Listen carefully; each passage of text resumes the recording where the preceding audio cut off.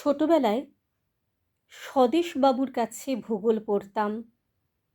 প্রথম দিন একটা ধারালো লেড পেন্সিল হাতে ধরিয়ে তিনি আমায় ভারতবর্ষ আঁকতে বলেছিলেন।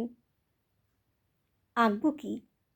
লেড পেন্সিলের শীষ হাতে ফুটে একেবারে রক্তারক্তি।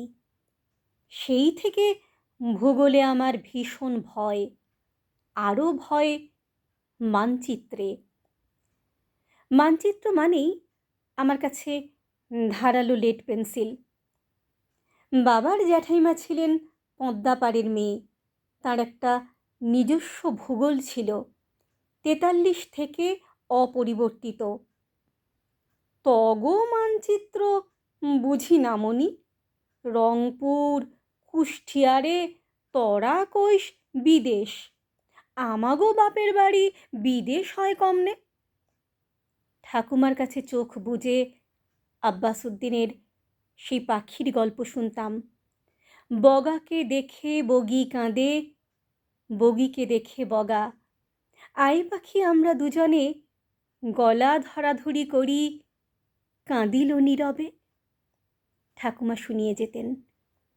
নির্মলেন্দুর সেই চাঁদ বদনী মেয়ের রুনুক ঝুনুক নুপুরের গান।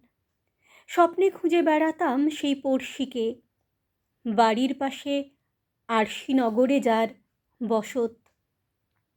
স্বদেশবাবু ভূগোল শিক্ষক। তিনি শিখিয়েছিলেন সূক্ষ্ম ধারালো লেড পেন্সিল দিয়ে একটা নিখুঁত ভারতবর্ষ আঁকতে।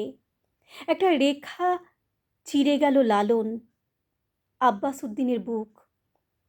অন্য রেখাটা টানলাম, গোলাম আলী, নসরত ফতে আলীর হৃৎপিণ্ডের পাশ দিয়ে। আফগানিস্তানের মেয়ে ছিলেন গান্ধারী। তিনি তালিবান ছিলেন না, তবু ছিল চোখে পট্টি বাঁধা। আমরাও এখন বালুচ পাখতুনদের কাছে পট্টি কিনে সযত্নে ঢেকে রেখেছি চোখ। স্বদেশ স্যার, সবরমতীর ঘরের দাওয়ায় কারা গায় রামধুন? গুজরাট আজ শমীবৃক্ষ কি লুকোনো কালের তুন? কাশ্মীর থেকে কন্যাকুমারীর বিদীর্ণ এই মাটিতে একটা 10x10 বস্তি কি খুব বেশি?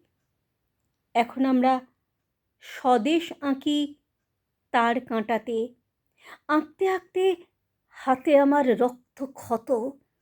স্বদেশ মানে কাঁটার বেড়া, লেড পেন্সিল। স্বদেশ মানে রক্ত ঝরা অবিরত। স্বদেশ মানে কাঁটার বেড়া, লেড পেন্সিল। স্বদেশ মানে রক্ত ঝরা অবিরত।